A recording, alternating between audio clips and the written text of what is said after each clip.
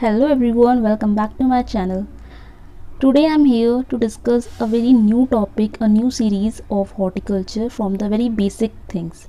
So this is a very basic lecture starting from lecture 1, and this lecture includes about very basic knowledge of horticulture, about its introduction, its different branches, its importance and scope. So this lecture series is very helpful and it is target for all agriculture and horticulture based exams. So I hope so this series is going on and this is very beneficial for you.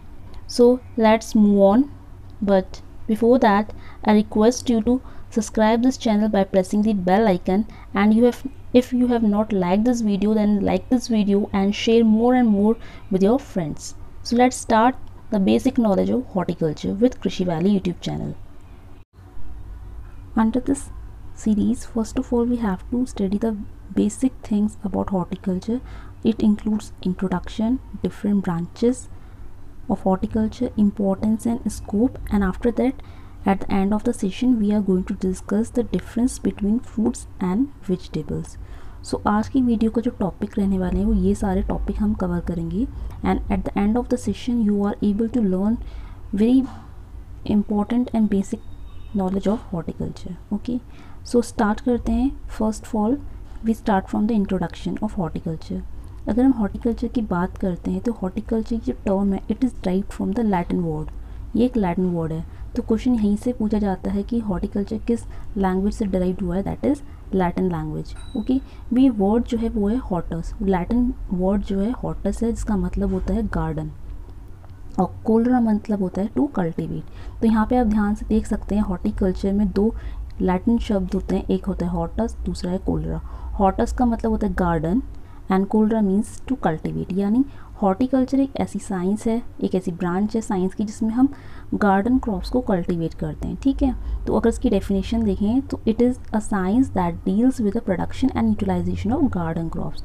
तो जो भी हमारे garden crops होते हैं हम उनको cultivate करते हैं, उनका प्रोडक्शन करते हैं और उनको यूटिलाइज़ करते हैं. यूटिलाइजेशन का मतलब है कि अल्टीमेटली हम जिस पर्पज़ के लिए इनको ग्रो करते हैं उसका लाइक अगर उनको फॉर एग्जांपल कोई फ्रूट्स हैं या वेजिटेबल्स हैं, अल्टीमेटली हम उसको सेल आउट करना चाहते हैं कंज्यूमर तक, तो हमारा यूटिलाइजेशन प्रॉपर हो जाना चाहिए कि हमें इसका कोई प्रोसेस फूड बनाना है, पिकल्स बनाना है, जैम्स बनाने हैं, तो उनका प्रॉपर यूटिलाइजेशन भी करना है. तो production as well as proper utilization ये दोनों चीज़ एसोसिएट रहती हैं हॉर्टिकल्चर से.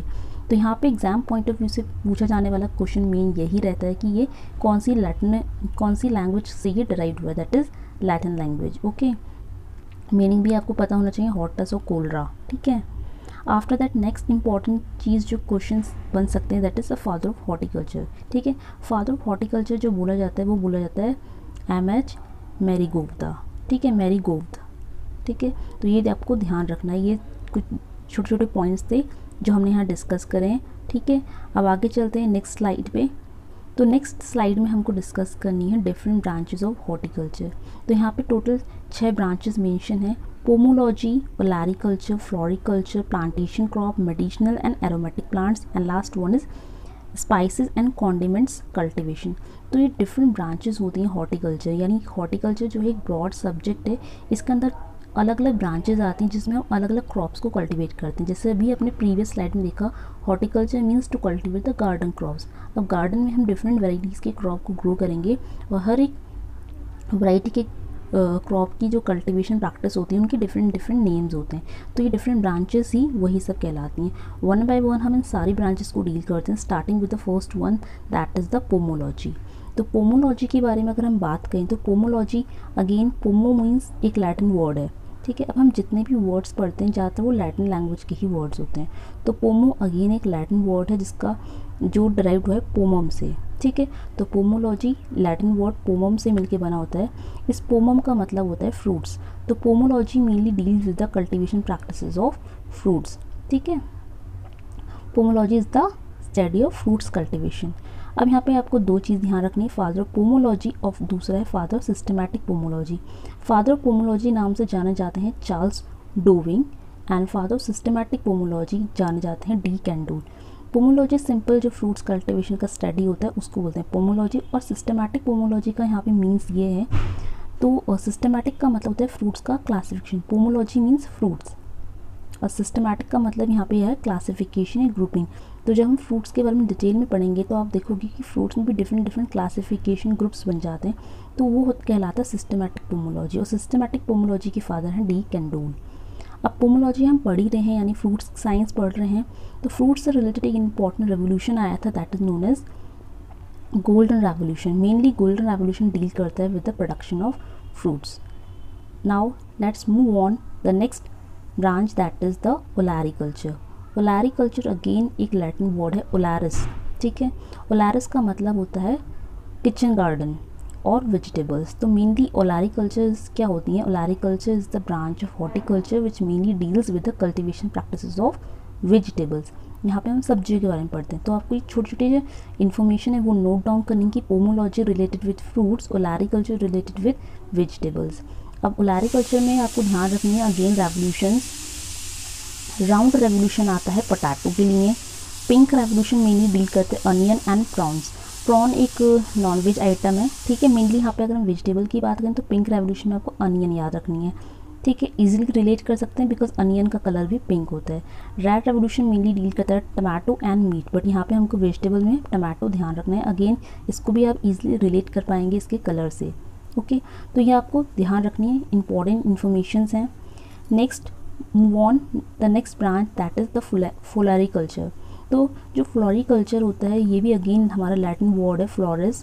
फ्लोरिस एक लैटिन वर्ड है जिसका मतलब ही होता है फ्लावर। तो फ्लोरिकल्चर में हम फ्लावर की कल्टीवेशन प्रैक्टिस के संग डील करते हैं। एग्जाम्पल्स अगर हम बात करें फ्लावर की तो डिफरेंट फ्लावर कल्टीवेशन में हम यूज़ करते हैं रोज़, कार्नेशन, ऑर्किड्स, जरबेरा। ये तो लिमिटेड हैं, इसके अलावा और भी होते हैं हमारे पास। एमरैंथस, सॉरी नॉट एमरैंथस, वी हैव एमराइलिस, ठीक है, एंड मैरीगोल्ड, जरबेरा, कार्नेशन, यहाँ पे लिखा है लिली। ये सारे इंपॉर्टेंट हमारे फ्लावर्स होते हैं। इसमें हम डिफरेंट कैटेगरीज बना सकते हैं, कट फ्लावर की, लूज फ्लावर की अलग, ओके। तो ये जो फ्लावर का कल्टीवेशन होता है ये मेनली किस में स्टडी करेंगे हम? फ्लोरिकल्चर में।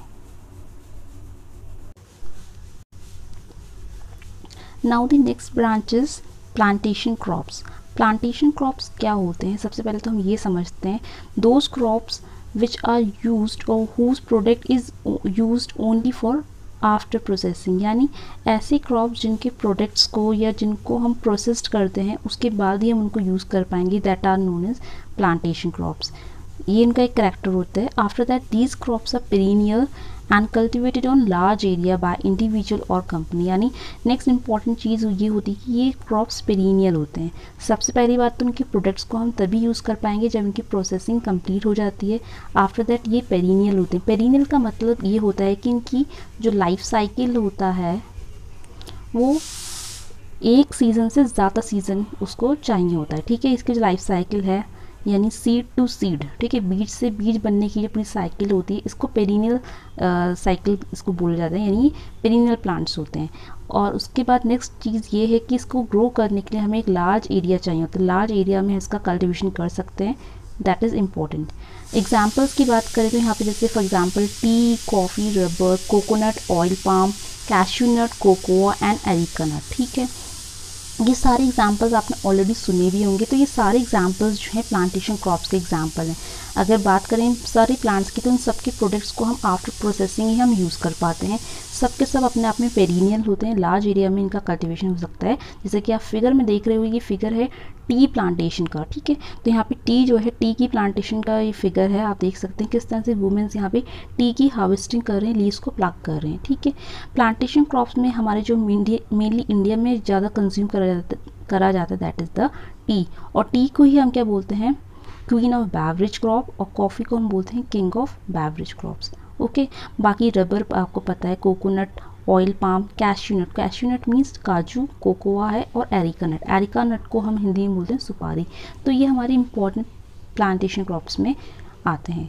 नेक्स्ट इंपॉर्टेंट ब्रांच आती है हमारी मेडिसिनल एंड एरोमेटिक प्लांट, जिसको हम शॉर्ट में मैप्स बोलते हैं। मेडिसिनल एरोमेटिक प्लांट्स की अगर हम बात करें तो बेसिकली ये क्या होते हैं? बोटानिकल रॉ मटेरियल होते हैं and also known as herbal drugs, ठीक है। इनको औषधि जो होती है ना वो उस रूप में हम इनका यूज़ करते हैं। Mostly utilized for therapeutics, aromatic and culinary purpose. ये इनके कुछ पर्पस होते हैं, लाइक एरोमेटिक यानी सुगंधित होते हैं, ठीक है, उनका तेल एक्सट्रैक्ट करते हैं, एरोमेटिक ऑयल। थेरेपेटिक्स यानी मेडिसिनल प्रॉपर्टीज़ होती हैं, कुलरी अपने खाने के लिए हम उनका यूज़ करते हैं। तो मेनली कहाँ यूज़ होते हैं, कॉस्मेटिक्स में, हेल्थ मेडिसिनल प्रोडक्ट्स और अदर नेचुरल हेल्थ प्रोडक्ट्स बनाने में ये यूज़ होते हैं। हेल्थ प्रोडक्ट्स की बात करें, जैसे आजकल मार्केट में एलोवेरा जूस बहुत ज़्यादा छाया हुआ है, आंवला जूस हो गए, तो ये सारे हेल्थ बेनिफिट वाले जो प्रोडक्ट्स होते हैं उसमें हम इनका यूज़ करते हैं। मेडिसिनल प्लांट्स की बात करें और एरोमेटिक की बात करें तो इनमें अंतर क्या होता है। Medicinal plants mainly rich in secondary metabolites. Secondary metabolites में जैसे एल्कोलॉइड्स पाए जाएंगे, इनमें ग्लाइकोसाइड्स, कुमारिन होता है इनमें, फ्लेवोनॉइड्स और स्टीरॉइड्स, ये जो सारे हैं कंपाउंड, ये सेकेंडरी मेटाबोलाइट्स वाले कंपाउंड होते हैं और मेडिसिनल प्लांट्स में ये कंपाउंड्स पाए जाते हैं। And they are the source of drugs, यानी ये दवाई का, औषधि का एक सोर्स होते हैं। एग्जाम्पल की बात करें मेडिसिनल प्लांट्स में हमारे पास है एलोवेरा, हैंडबैन, इसबगोल, पीपली, ठीक है। ये सारे के सारे मेडिसिनल क्रॉप्स हैं जो हमारे अंदर हाँ जो भी डिसीज़ या डिसऑर्डर होता है, कफ, कोल्ड, इन सबको क्योर करने में हेल्प करते हैं। वहीं अगर बात करें एरोमेटिक प्लांट्स की, यानी जो सुगंधित होते हैं, एरोमेटिक प्लांट्स जो होते हैं they possess essential oils and used for making perfume and cosmetics items. तो इनमें एसेंशियल ऑयल्स का हम एक्सट्रैक्ट कर देते हैं, उसके बाद ही हम उनको यूज़ करते हैं। एरोमेटिक प्लांट्स में हमारे पास एग्जाम्पल हैं कैमोमाइल, सिट्रोनेला, लेमन ग्रास। ये मेनली लेमन ग्रास जो होती है मॉस्किटो को रिपेल करने में भी बहुत ज़्यादा यूज़ होती है, क्योंकि इसका जो एरोमा होता है वो मॉस्किटो को दूर भगाता है, ठीक है। तो ये हमारे थे मेडिसिनल एंड एरोमेटिक प्लांट की एक ब्रांच। इसके अलावा जो नेक्स्ट आती है last one is spices and condiments cultivation, यानी जो मसालों की खेती होती है वो भी हमारी हॉर्टिकल्चर की ही ब्रांच होती है। तो स्पाइसेस मेनली क्या होते हैं, those plants the products of which are made use as food adjuncts to add aroma and flavour, ठीक है। मेनली ये हम फूड में इसलिए ऐड करते हैं ताकि फूड में एक एरोमा और फ्लेवर ऐड हो जाए, इन्हांस हो जाए, फूड का टेस्ट डेवलप हो जाए बिकॉज ऑफ स्पाइसेस। आप घर में जो होते हैं या आप फिगर में भी देख सकते हैं, हल्दी, लाल मिर्च, सूखा धनिया, ठीक है, ये जो सारे मसाले हम क्या करते हैं एज अ एडजुवेंट हम यूज़ कर देते हैं फूड्स को इन्हेंस करने के, उसकी क्वालिटी को, उसके अरोमा फ्लेवर को बढ़ाने के लिए। Condiments are also spices products of which are use as food adjuncts to add the taste only, ठीक है। जो स्वाद को बढ़ाने के लिए होते हैं वो कॉन्डिमेंट्स कहलाते हैं। लीव्स, अब बहुत सारे जो स्पाइसेस होते हैं उनके अलग अलग डिफरेंट पार्ट्स हम यूज़ कर सकते हैं। जो प्लांट्स होते हैं उसके अगर हम लीव्स भी यूज़ कर सकते हैं, कुछ रूट्स भी यूज़ करते हैं, किसी के सीड्स यूज़ करते हैं, ठीक है। तो लीव्स की बात करें तो लीव्स में जैसे रोज़मेरी हो गई हमारी, बे लीव हो गई, थाइम, सेज, बैसल, करी, मिंट, ठीक है। मिंट तो आप सबको पता होगा, पुदीना, करी पत्ते जो आप तड़के लगाते हुए डालते हैं, तो ये सब मसाले ही होते हैं जिनका हम लीव्स का पार्ट यूज़ करते हैं। कुछ प्लांट ऐसे हो जिनकी रूट्स को भी हम यूज़ कर सकते हैं, जैसे एस्फोइटिडा, ठीक है, कोरिएंडर, धनिया हो गया, ठीक है, उसमें भी हम कोरिएंडर में हम मेनली तो वैसे लीव्स ही यूज़ करते हैं, यहाँ आना चाहिए, कोरिएंडर कम्स फ्रॉम हेयर, ठीक है, कोरिएंडर में हम लीव्स यूज़ करते हैं। इसके बाद लिक्योराइज हो गया, लोवेज हो गया, पार्सले, हॉर्स रेडिश, इनकी हम रूट्स यूज़ करते हैं। सीड्स की बात करें तो डायरेक्ट ऐसे प्लांट जिनका सीड को ही हम डायरेक्ट यूज़ कर देते हैं मसालों के तौर पे, इसमें आता है हमारा नटमेग, कोरिएंडर के बीज को भी हम यूज़ करते हैं, और वाइट एंड ब्लैक पेपर, काली मिर्ची जो होगी, वेनीला, क्यूमिन मीन्स जीरा, जीरे के डायरेक्ट हम जो होते हैं वो सीड्स ही होते हैं, फेनल, फेनुग्रीक मीन्स जो होती है मेथी, दिल, नटमेग, पेपरिका एक्सेट्रा। तो ये इंपॉर्टेंट्स होते हैं हमारे स्पाइसेस क्रॉप्स, ठीक है। तो स्पाइस क्रॉप्स जो होती हैं हमारी मसाले, उनके हम प्लांट के डिफरेंट पार्ट्स का यूज़ करके हम उसको एज अ स्पाइस क्रॉप की तरह यूज़ कर सकते हैं। अब स्पाइस क्रॉप में एक इम्पॉर्टेंट रेवोल्यूशन आई थी, that is called Badami revolution. तो ये बादामी रेवोल्यूशन मेनली डील करता है हमारा स्पाइसेस के साथ। अभी लास्ट में भी हमने प्रीवियस वीडियोज़ में बहुत जो प्रीवियस स्लाइड्स थी वहाँ पे भी हमने रेवोल्यूशंस की बात करी थी, ठीक है। कुछ रेवोल्यूशन फ्रूट से रिलेटेड थी, कुछ रेवोल्यूशंस हमारी वेजिटेबल क्रॉप से रिलेटेड थी, और स्पाइसेस के लिए आती है हमारी बादामी revolution. Now the next one is importance and scope of horticulture. अब हॉर्टिकल्चर के क्या इंपॉर्टेंस हैं, क्या इसका स्कोप है, तो पहले इसकी इंपॉर्टेंस जान लेते हैं। इंपॉर्टेंस अगर जान ली तो वहीं पे इसका स्कोप छिपा हुआ है। जैसे हम बात कर सकते हैं, first one is nutritional value, second one is employment generation, यानी जो हॉर्टिकल्चर वो अपने आप में एक ऐसी इंडस्ट्री जो एम्प्लॉयमेंट देती है, लोगों को रोजगार देती है, पैसे कमाने का जरिया है। इंडस्ट्रियल डेवलपमेंट, हॉर्टिकल्चर की वजह से बहुत सारी इंडस्ट्रीज़ का डेवलपमेंट हो रहा है, कैसे हो रहा है अभी हम आगे जानेंगे। देन एस्थेटिक सेटिस्फेक्शन होता है, मेडिसिनल एंड फार्मास्यूटिकल सिग्निफिकेंस, अभी हमने देखा कि हॉर्टिकल्चर की एक ब्रांच है मेडिसिनल प्लांट, मेडिसिनल एरोमेटिक, तो उन्हीं प्रोडक्ट्स का हम एक यूज़ करके मेडिसिनल एंड फार्मास्यूटिकल सिग्निफिकेंस भी गेन कर सकते हैं। एंड एट द लास्ट हम जो भी हमारी कंट्री में उग रहा है, प्रोड्यूस होता है, अगर एक एक्स्ट्रा अमाउंट में प्रोड्यूस हो रहा है तो हम उसको आगे दूसरी कंट्रीज़ को एक्सपोर्ट भी कर सकते हैं, तो एक्सपोर्ट फैसिलिटीज़ ऑल्सो दिया। वन बाय वन हम इनको थोड़ा सा डील करते हैं, starting with the first one and that is the nutritional value. तो अगर न्यूट्रिशनल वैल्यू की अगर हम बात करें, as we all know human beings की कुछ ना कुछ डेली रिक्वायरमेंट्स होती हैं पूरी अपनी बॉडी की नीड्स को फुलफ़िल करने के लिए, तो उसके लिए प्रॉपर बैलेंस डाइट हम कंज्यूम करते हैं, ठीक है। अब बैलेंस डाइट में हम मेनली सीरियल्स, पल्सेस, फ्रूट्स और वेजिटेबल्स सबको इंक्लूड करते हैं। तो पर्टिकुलरली हॉर्टिकल्चर की बात करें तो हॉर्टिकल्चर का क्या कंट्रीब्यूशन है न्यूट्रिशनल वैल्यू को इन्हेंस करने के लिए, उसको हम यहाँ पे डील करेंगे वन बाय वन। पहले हम पहले हम वेजिटेबल्स के बारे में डील करेंगे एंड आफ्टर दैट फ्रूट्स की न्यूट्रिशन वैल्यूज़ को भी डिस्कस करेंगे। तो ये जो पर्टिकुलर स्लाइड है ये बहुत ज़्यादा इंपॉर्टेंट है, यहाँ से सीधे डायरेक्ट क्वेश्चन एग्जाम्स में फ्रेम हुए हैं, तो अगर आप चाहते हैं तो उसका एक स्क्रीनशॉट भी आप ले सकते हैं। तो यहाँ पे हम वन बाय वन डिस्कस कर लेते हैं। एक बार पर्टिकुलरली बात करें, जितने भी हमारे फूड जो हम खाते हैं वो मेनली रिच होता है हमारे कार्बोहाइड्रेट, फैट, प्रोटीन्स में, इसके अलावा विटामिन और मिनरल्स, ठीक है। मिनरल्स में यहाँ पे हम कैल्शियम और आयरन को ही डिस्कस कर रहे हैं। कार्बोहाइड्रेट की बात करें तो पर्टिकुलरली कार्बोहाइड्रेट सबसे ज़्यादा रिच किस में होता है, अगर हम बात करें वेजिटेबल्स में, दैट इज़ टेपियोका, जिसको हम बोलते हैं ना कसावा, वो सबसे ज़्यादा रिच होता है कार्बोहाइड्रेट में, followed bye sweet potato. Fat में सबसे ज़्यादा होता है हमारा फर्स्ट रैंक में आता है पोटैटो, आलू। प्रोटीन सबसे ज़्यादा पाया जाता है लीमा बीन्स और पीज, मटर में, ठीक है।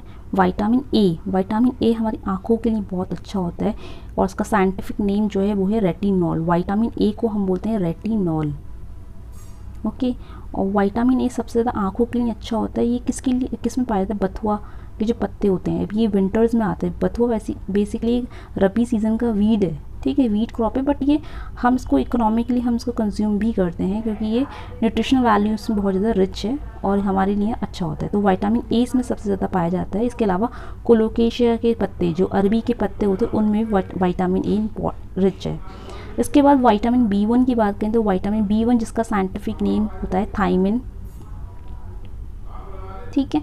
विटामिन B1 सबसे ज़्यादा होता है मिर्ची, चिली, ग्रीन चिली जो होती है, हरी मिर्च, उसमें विटामिन B1 होता है, ठीक है। विटामिन B2 जिसको हम बोलते हैं riboflavin, vitamin B2 riboflavin, that is rich in fenugreek. Fenugreek जो होते हैं मेथी जो होती है वो विटामिन B2 में रिच है। विटामिन C सबको सिंपल है पता है, एस्कॉर्बिक एसिड हम इसको बोलते हैं, ठीक है।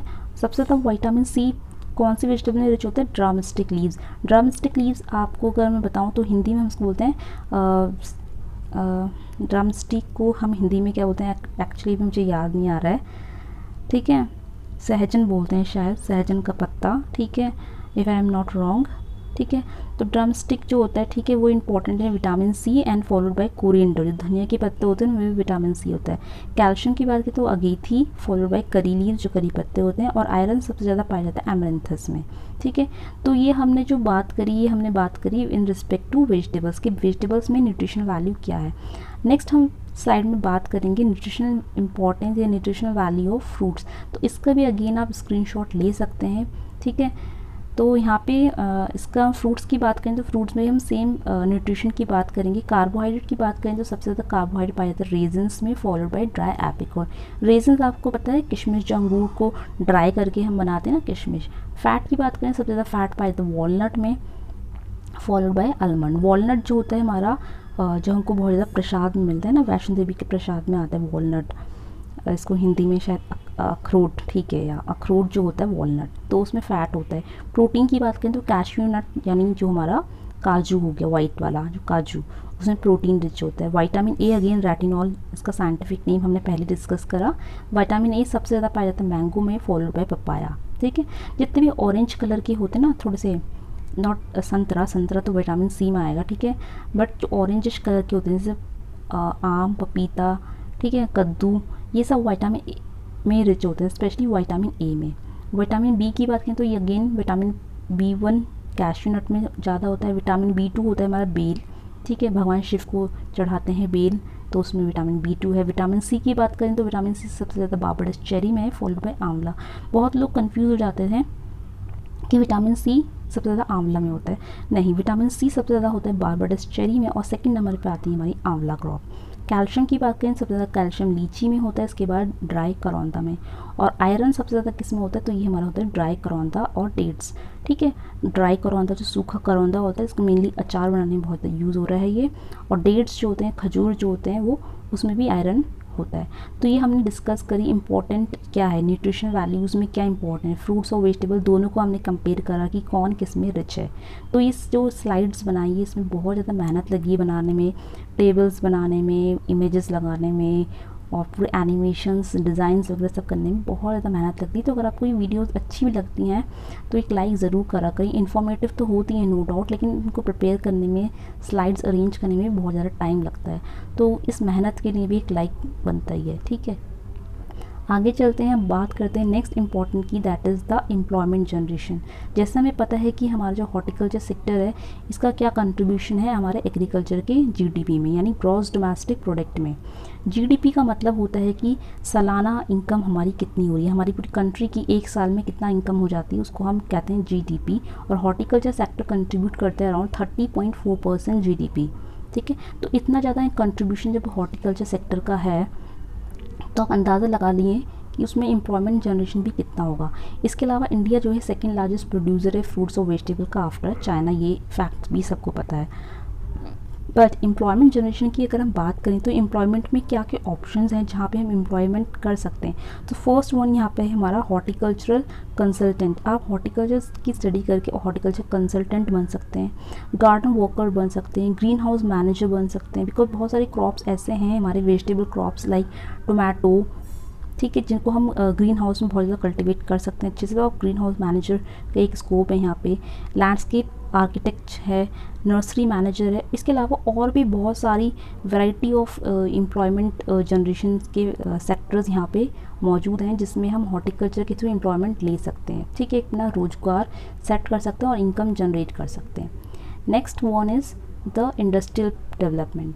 ठीक है, हॉर्टिकल्चर की वजह से बहुत सारी इंडस्ट्रीज़ का भी डेवलपमेंट हो पा रहा है। आप फिगर में ही देख सकते हैं कि किस तरह से हम फ्रूट्स को प्रोसेस करके डिफरेंट प्रोडक्ट्स प्रोड्यूस कर पा रहे हैं। ठीक है, तो मेनली अगर इंडस्ट्री की बात करें तो इंडस्ट्री मेनली डील करती है with the production, processing and shipping of to the market of the fruits and vegetables. ठीक है, जितने भी फ्रूट्स और वेजिटेबल्स होते हैं उनका प्रॉपर प्रोडक्शन को प्रोसेस करके अलग अलग कंट्रीज़ तक मार्केट करना है। ठीक है, वेरियस ऑपरेशंस यहाँ पे इंक्लूड होते हैं। प्रोसेसिंग ऑपरेशंस में क्या आता है, ड्राइंग आती है, fermenting, Canning, freezing, preserving and juicing. ये सारी प्रैक्टिसेस जो हैं, ऑपरेशंस इन्वॉल्व होते हैं एक इंडस्ट्री के अंदर, एक यूनिट के अंदर, ताकि एक प्रोडक्ट हमको वैल्यूबल या फिर we can say value added product generate हो जाए। तो इंडस्ट्रियल डेवलपमेंट की बात करें तो industries basically value added products को डेवलप करती हैं, वैल्यू एडेड प्रोडक्ट्स। ठीक है, फॉर एग्जांपल अगर हमने कोई किसान जो है वो टमाटो ग्रो करता है, टमाटो को ले जाके जब वो इंडस्ट्री में देता है तो टमाटो का वहाँ से केचप निकल कर आ गया, टमाटो सॉस निकल कर आ गया, तो ये वैल्यू ऐड प्रोडक्ट्स होते हैं। बहुत सारे फ्रूट्स होते हैं जो प्रोसेस करा जाते हैं, जैसे फ्रोज़न फूड्स आपने सुने होंगे, फ्रोज़न फ्रूट्स एंड वेजिटेबल्स होते हैं, जूस बनाए जाते हैं, आजकल चल रहे हैं।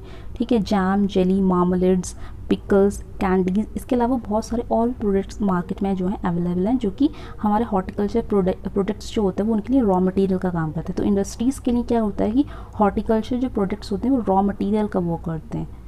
ठीक है, ये तो हमने सिर्फ फ्रूट्स और वेजिटेबल्स के टर्म्स में पढ़ा। इसके अलावा जो हमारा मेडिसिनल प्लांट्स होते हैं, जैसे एलोवेरा की बात करें तो एलोवेरा भी बहुत एक लार्ज स्केल में आजकल ग्रो हो रहा है, एज अ मेडिसिनल प्रॉपर्टीज़ उसमें बहुत ज़्यादा दिख रही हैं। तो एलोवेरा की बहुत सारी चीज़ें बनती हैं, फेस वॉश आ रहे हैं, ठीक है, क्रीम आ रही हैं, पता नहीं और भी क्या क्या आइटम्स आ रही हैं, जूस तो है ही है। ठीक है, इसके अलावा और भी बहुत सारी प्रोडक्ट्स हैं उसके अवेलेबल। तो इंडस्ट्रियल डेवलपमेंट इस तरह से होता है। ठीक है, next one is aesthetic satisfaction. Yes, this is very important. ठीक है, एट लास्ट हम जो भी प्लांट ग्रो कर रहे हैं वो हमें खुद को अच्छे लगते हैं, हमारी आई प्लीजिंग, मतलब हमारी आंखों को देखने में अच्छा लगता है, हरियाली आसपास। जैसे आजकल की डेट में अगर हम बात करें, टेम्परेचर इतना ज़्यादा हाई हो जा रहा है, हीट वेव आ रही है हर जगह। उस टाइम ऐसी कंडीशन में लोग क्या कर रहे हैं, प्लांट ग्रो कर रहे हैं अपने आसपास। जिनके पास जगह है जो ग्रो कर सकते हैं वो ग्रो कर रहे हैं, जिनके पास जगह नहीं है वो अपने इंडोर को ही इस तरह से करते हैं कि इंडोर प्लांट्स इस तरह से लगा सकते हैं। जैसे आप फिगर में देख रहे हैं ना, बहुत सारे लोगों को गार्डनिंग का शौक होता है, तो अपने घर में ही इस तरह से छोटे छोटे गमलों में वो कुछ ना कुछ ग्रो करते हैं। ठीक है, तो एस्थेटिक सेटिस्फेक्शन का मेनली मतलब होता है फॉर कि ब्यूटी या डेकोरेशन पॉइंट ऑफ व्यू से प्लांट्स का यूज़ करना। तो मेनली हम यहाँ पे यूज़ करते हैं ऑर्नामेंटल प्लांट्स, यानी जो हम डेकोरेशन पर्पज़ के लिए यूज़ करते हैं। ठीक है, तो to decorate our house, garden और पार्क्स। ठीक है, तो इन सब प्लांट्स को जो हम ग्रो करते हैं, फॉर एग्जांपल इसमें सबसे बेस्ट एग्जांपल हमारे पास आता है मनी प्लांट। ठीक है, मनी प्लांट हो गया जो सबसे बेसिक है, जो हर किसी के घर में मौजूद होता है। ठीक है, तो मनी प्लांट को लोग क्या करते हैं, प्लांट एक पॉट होता है उसमें भी ग्रो करते हैं, या फिर आपके पास कोई वेस्ट प्लास्टिक का डिब्बा है उसमें भी हम कल्टिवेट कर सकते हैं, या फिर जो बॉटल्स खाली हो जाती हैं उन बॉटल्स में पानी रख के भी हम सिंपल मनी प्लांट को ग्रो कर सकते हैं। ठीक है, रोज़ हो गया। ठीक है, रोज़ हो गया जो कि हम ग्रो करते हैं अपने इंडोर को डेकोरेट करने के लिए। ठीक है, इसके अलावा और भी हमारे पास कई प्लांट होते हैं जो ऑर्नामेंटल पर्पज़ के होते हैं, जो सकुलेंट्स होते हैं। ठीक है, बहुत सारे सकुलेंट प्लांट्स भी हम अपने इंडोर में ग्रो कर सकते हैं। तो इस तरह का जो हम ग्रो करते हैं that is comes under aesthetic satisfaction. Okay, next one is medicinal and pharmaceutical significance. बहुत सारे हमारे हॉर्टिकल्चर क्रॉप्स ऐसे होते हैं जिनकी मेडिसिनल इंपॉर्टेंस भी होती है। ठीक है, तो हम उनका यूज़ करते हैं मेडिसिनल पर्पज़ के लिए। तो बहुत सारे प्लांट्स हमारे पास ऐसे मौजूद हैं जिनमें कुछ एक्टिव इंग्रेडिएंट्स या कुछ एक्टिव कंपाउंड्स पाए जाते हैं जो हम उन प्लांट्स से डेराइव कर सकते हैं और फिर इनको सिंथेटिकली इंडस्ट्रीज़ में भी प्रोड्यूस कर सकते हैं। इन कंपाउंड्स में मेनली इन्वॉल्व होते हैं कैफीन, एस्पिरिन, क्विनिन, डिजिटलिस। ये सारे के सारे प्रोडक्ट्स जो होते हैं इनमें कुछ ना कुछ मेडिसिनल प्रॉपर्टीज़ होती है जो किसी ना किसी चीज़ को हील करने में, हमारी बॉडी में जो भी चीज़ हो रही है उसको हील करने में हेल्पफुल होते हैं। और इसके अलावा जो मेडिसिनल फार्मास्यूटिकल सिग्निफिकेंस है वो है फाइटोथेरेपी। फाइटो का मतलब होता है प्लांट्स और थेरेपी यू ऑल नो। ठीक है, तो जब हम प्लांट्स का यूज़ करके कोई थेरेपी करते हैं that is known as phytotherapy. This is a method to treating, elevating, preventing disease and alignments by using the whole medicinal plant और देयर पार्ट्स। ठीक है, तो कुछ मेडिसिनल प्लांट्स होते हैं जिनका हम पूरा का पूरा होल प्लांट ही हम यूज़ कर सकते हैं और कुछ के हम डिफरेंट पार्ट्स या फ्लावर, लीव्स, रूट्स हम यूज़ करते हैं। ठीक है, जैसे फॉर एग्जांपल अगर हम बात करें सर्पगंधा। ठीक है, तो सर्पगंधा जो होता है उसके भी हम प्लांट का यूज़ करते हैं। ठीक है, अश्वगंधा हो गया, अश्वगंधा की रूट्स का हम यूज़ करते हैं। ठीक है, और कुछ केस में पूरा का पूरा कंप्लीट प्लांट भी हम यूज़ करते हैं। तो ये इंपॉर्टेंस है मेडिसिनल प्लांट्स की। इसके अलावा आता है एक हमारा एक्सपोर्ट फैसिलिटी। तो जितना भी हमारा हॉर्टिकल्चर प्रोड्यूस है उसको हम दूसरी कंट्रीज़ में जब भेजते हैं that is called export. APEDA के अकॉर्डिंग, एपीडा आप सबको पता है इसका फुल फॉर्म। ठीक है, APEDA estimates India export fresh fruits and vegetables worth INR 11,412.50 crore during 2021 to 22। तो ये इस साल का डेटा है, इस साल के अकॉर्डिंग इतना जो है इंडिया में एक्सपोर्ट हुआ है। अब ये एक्सपोर्ट जो होगी ज़्यादा किन कंट्रीज़ में, तो मेनली ये डील ज़्यादा एक्सपोर्ट होता है Bangladesh, UAE, Nepal, Netherland, Malaysia, Sri Lanka, Oman and Qatar. ये हमारी मेजर डेस्टिनेशंस होती हैं जहाँ पे हमारा प्रोडक्ट एक्सपोर्ट होता है। In the financial year 2023 fresh vegetables were the leading horticulture product exported. 2023 के अकॉर्डिंग हॉर्टिकल्चर की कैटेगरी में सबसे ज़्यादा एक्सपोर्ट हुआ है फ्रेश वेजिटेबल्स का। इसमें भी इंक्लूड होते हैं हमारे onion, potato, tomatoes and green chillies. Fruits की बात करें तो फ्रूट्स में सबसे ज़्यादा जो एक्सपोर्ट हुई है वो है कमोडिटी है पोमीग्रेनेट। अनार का सबसे ज़्यादा एक्सपोर्ट जो है देखा गया है recently. Okay, now the next thing is the difference between the fruits and vegetables. Okay, तो इतना हमने हॉर्टिकल्चर की बेसिक नॉलेज ले ली है कि हॉर्टिकल्चर में क्या होता है, डिफरेंट ब्रांचेस कौन सी हैं, क्या इंपॉर्टेंस है, क्या स्कोप है। ठीक है, अब आ जाते हैं अपने मेन टॉपिक में that is the difference between fruits and vegetable. फल और सब्जी में क्या अंतर होता है, so one by one discuss करते हैं। फर्स्ट इज़ फ्रूट्स में क्या होता है कि a sweet fleshy matured ovary of a plant which contain seeds. हम सबको पता है जो फ्लावर होता है, फ्लावर का जो फीमेल पार्ट होता है उसमें सबसे नीचे होती है ओवरी, ऊपर जाती है स्टाइल और उसके ऊपर होता है स्टिग्मा। यहाँ पे पॉलन ग्रेन्स लैंड करते हैं। तो मेनली जब पॉलन ग्रेन्स आ जाते हैं यहाँ पे पॉलन ट्यूब के थ्रू अंदर आके फर्टिलाइजेशन कर देंगे तो ये जो ओवरी है ये स्वेलअप हो जाएगी, फूल जाएगी और बाद में यही फ्रूट्स बन जाती हैं। तो ओवरी जब मैच्योर हो जाएगी तो वो हमारा क्या कहलाएगी, फ्रूट्स कहलाएगी, क्योंकि अब ये ओवरी है, इसके अंदर सीड्स भी होते हैं। तो यहाँ पे याद रखना फ्रूट्स क्या होते हैं, मैच्योर्ड ओवरी, राइपेंड या मैच्योर ओवरी जो होती है जिसके अंदर बीज होते हैं, सीड्स होते हैं, दे आर कॉल्ड फ्रूट्स। जबकि वेजिटेबल्स क्या होते हैं, the part of a plant that is use as a food. Vegetable के केस में स्पेसिफिकली ओवरी पे फोकस नहीं होता, कोई भी प्लांट का पार्ट जिसको हम खा सकते हैं, एडिबल पोर्शन हो सकता है, वो हमारा वेजिटेबल कहलाएगा।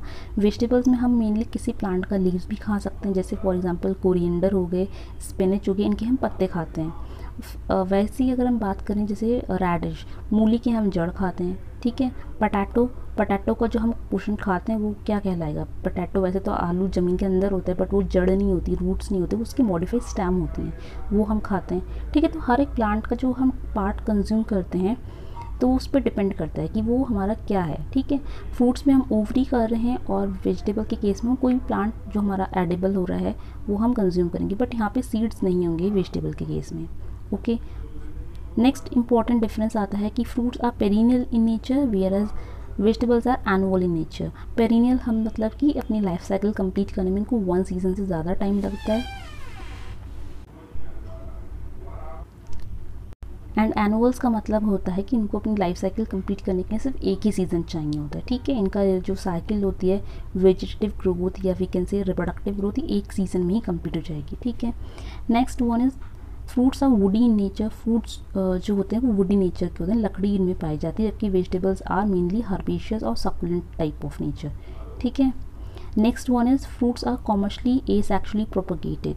ये ध्यान रखना, एसेक्सुअली प्रोपगेशन क्या होता है, सेक्सुअल प्रोपगेशन क्या होता है, इसके ऊपर अगेन हम एक डिफरेंट वीडियो लेकर आएंगे और उस पर हम इसी चीज़ को डिस्कस करेंगे। डिफरेंट टाइप्स क्या होते हैं इनमें, कौन कौन से फ्रूट्स या वेजिटेबल्स को हम कैसे मैथड से प्रोपगेट कर सकते हैं, यानी मल्टीप्लाई कर सकते हैं। तो फ्रूट्स में हम होते हैं एसेक्सुअल मेथड ऑफ प्रोपगेशन, जिसमें हम क्या करते हैं, प्लांट्स का कोई वेजिटेटिव पार्ट को ही लेते हैं, यानी पेड़ का ही कोई पार्ट ले लेंगे, पेड़ की पत्ती ले लेंगे या पेड़ के रूट्स सहित उसको ले लेंगे, उसकी कटिंग लेके ही हम उसको ग्रो करेंगे। फॉर एग्जांपल आपने देखा हो अपने घर में भी, ठीक है, बहुत सारे प्लांट्स होते हैं, जैसे फॉर एग्जांपल लीची हो गया, मैंगो हो गया, इनको हम सिंपल कटिंग से भी ग्रो कर सकते हैं। तो ये एसेक्सुअल मेथड ऑफ प्रोपगेशन कहलाता है।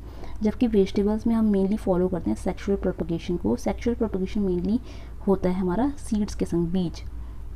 सब्जी में जब तक हमको बीज नहीं मिलेगा हम उसको प्रोपगेट नहीं कर पाएंगे। सब्जियों के लिए हमें ज़रूरी होता है कि उनके सीड्स हमारे पास हो, तभी हम उनका प्रोपगेशन मल्टीप्लाई कर सकते हैं। नेक्स्ट पॉइंट है हमारा, फ्रूट्स में आता है हमारा special cultural practices are involve like training and pruning. क्या होती है ट्रेनिंग, क्या होती है प्रूनिंग, ये भी हम नेक्स्ट वीडियो में अगेन एक तरीके से डिस्कस करेंगे, ठीक है। ट्रेनिंग का बेसिक मैं आपको बताती हूँ। हम शुरुआत में प्लांट्स को ट्रेन करने के लिए लगाते हैं कि प्लांट का स्ट्रक्चर कैसा आना चाहिए, तो ये ट्रेनिंग होती है। प्रूनिंग का मतलब होती है बाद में हम उसको फ्रूट्स की क्वालिटी को बढ़ाने के लिए उसकी प्रूनिंग करेंगे, छटाई करेंगे, कुछ अनवांटेड ब्रांचेस को कट करेंगे ताकि क्वालिटी अच्छी हो जाए। तो ये हम फ्रूट्स में कर सकते हैं। वहीं अगर हम बात करें वेजिटेबल्स में, तो वेजिटेबल्स में क्या होता है कि only staking and pruning in some crops. कुछ ही क्रॉप्स हैं, सब में हम कर नहीं सकते, कुछ लिमिटेड क्रॉप्स हैं जिसमें हम स्टेकिंग या प्रूनिंग कर सकते हैं। स्टेकिंग प्रूनिंग हम मेनली किस में करते हैं, जैसे फॉर एग्जांपल टमाटोज़ का बेस्ट एग्जांपल है, टमाटो में हम करते हैं, कुकुम्बर वगैरह, इन जो बेल जो जाती हैं उसमें हम ये सब कर सकते हैं। नेक्स्ट डिफरेंस की बात करें तो फ्रूट्स में आता है हमारा mostly consumed fresh after ripening.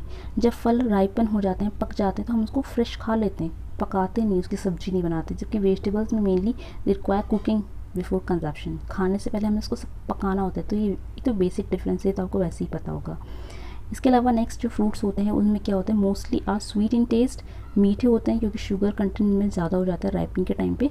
Vegetables की बात करें तो जनरली ये बिटर इन टेस्ट होते हैं, थोड़े से कड़वे होते हैं। जैसे फॉर एग्जांपल करेला हो गया, जैसे कि कुकुरबिट्स जितने भी हैं mostly they are bitter in taste, ठीक है।